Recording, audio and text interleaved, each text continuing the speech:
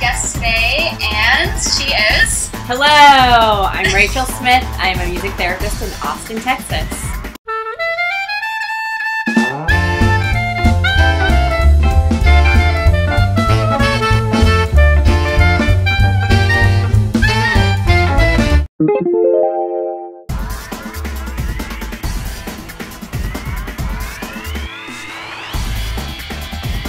Well, I'm Rachel Smith.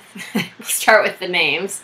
And my background, I did 4 years of speech therapy, communication disorders classes, but I also took elementary education. I was also in orchestra.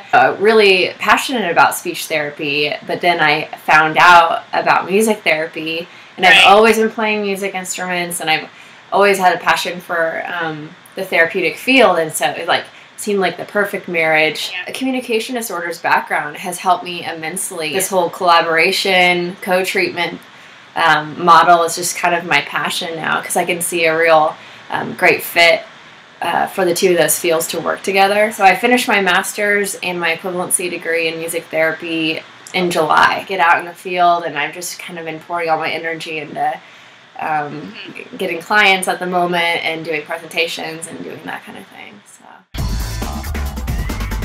So basically we use music to work on non-musical goals. So that's how we differ from music educators. Goals that are listed on the child's IEP. We have physical, cognitive, emotional, social. We can work with children in the NICU units all the way through school, young adults. I did my internship in a psychiatric facility, hospice, and Alzheimer's patients. And so it's a really vast population range, just like speech therapy, basically. Exactly. We definitely work with preschool all the way up to hospice and palliative care, following, things like that. I love that it's so diverse and that you can work with whatever age you feel comfortable with, or if you want to change, you can change. I really gravitate more towards children. I love working with children with communication disorders. I did 2 practicum sessions with children with communication disorders. I really love working with children with autism. Music seems to be a really great motivator for them to do a lot of things. I enjoy working with patients with Alzheimer's and dementia, and also the mental health field. I didn't realize I would love it so much, but I really do. But I guess my niche is the younger crowd with communication disorders.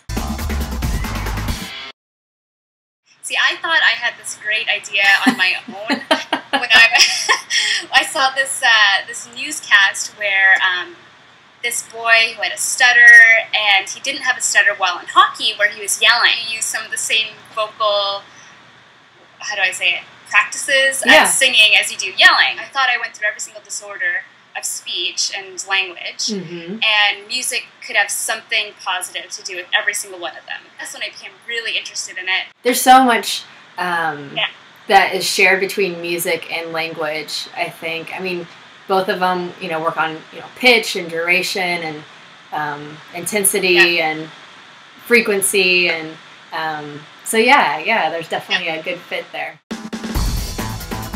So what I believe to be what speech and language pathology is helping people with a variety of communication disorders. So anything from stuttering to articulation, swallowing, and helping them to communicate, either to achieve fluency or to achieve different ways of communication. So not just talking, but maybe sign language is the best way to communicate, or using some sort of picture board, something like that.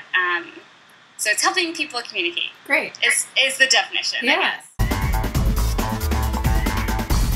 Kind of getting that kind of holistic approach, like trying to get as many different areas of interest, and if the kid's interested in music, then I think collaboration with the music therapist would be excellent. The more the merrier type of thing. Not necessarily like all in the same room at once, because that'd be super overwhelming for that kid. I just think getting ideas from different experiences, and like you said, it's nice that you don't just call yourself a music therapist if you go in and take a song and like work with kids, but you can get like a consultation from a music therapist, like what songs work best, and then you can totally use that.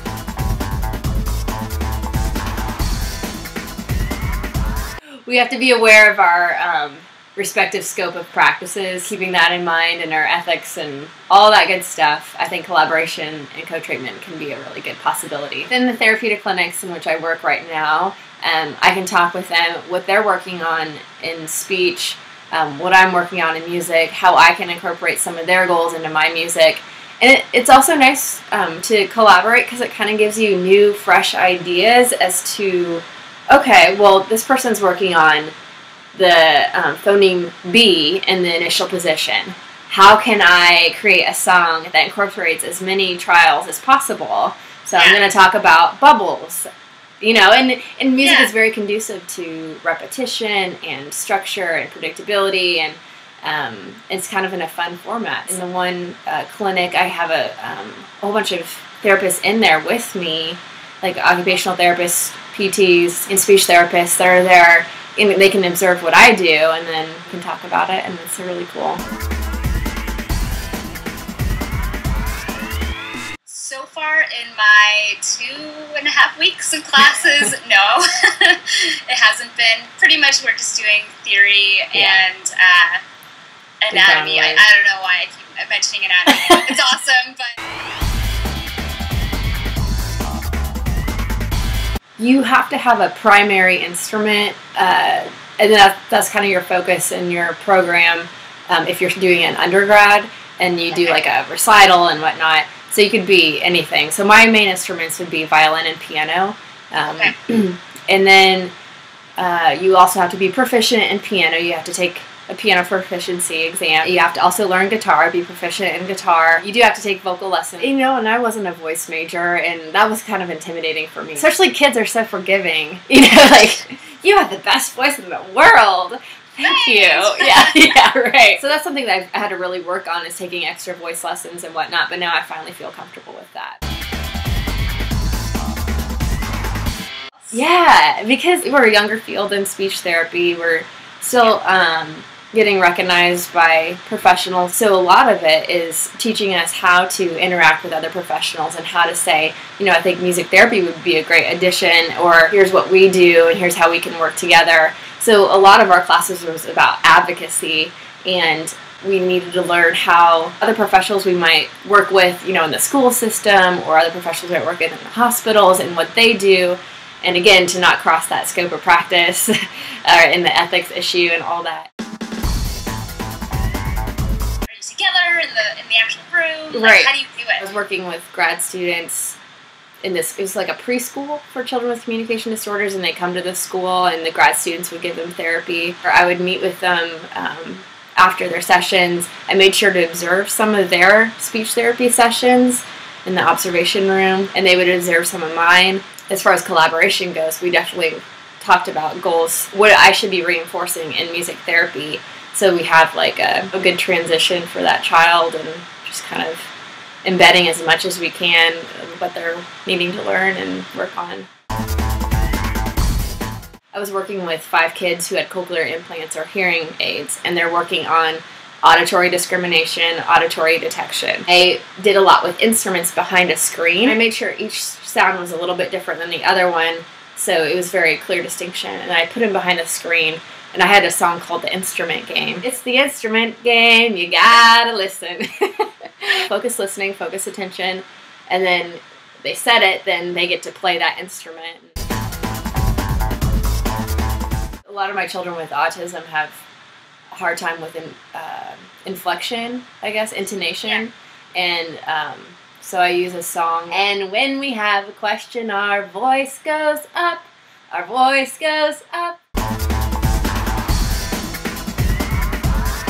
I think the biggest thing is awareness, because I know people that don't even know what music therapy is, or that there are other types of therapy other than SLP. I guess knowing that you're not alone sometimes in therapy, because I even have fears right now. I know that I'm not trained, but thinking, you know, what if the therapy that I'm doing isn't working, and I tried different things and nothing's working? Who can I turn to? Another SLP, or could I try different avenues like a music therapist? Like, I think social media too is awesome. Okay. Goodbye, Olivia. Goodbye, Olivia. Goodbye, Olivia. Now it's time time to go.